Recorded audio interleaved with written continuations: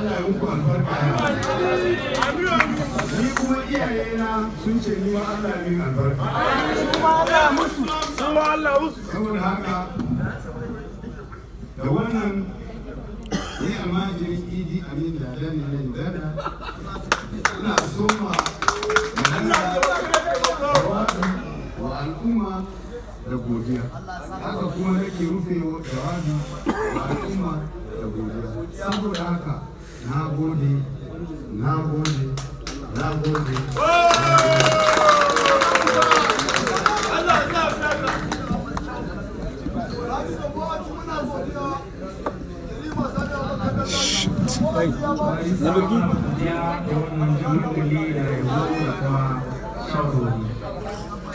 yanzu za mu kira shi Alhaji Abdullahi Ade, wanda shi ma zai ɗan jawabi a madadin 'yan siyasa.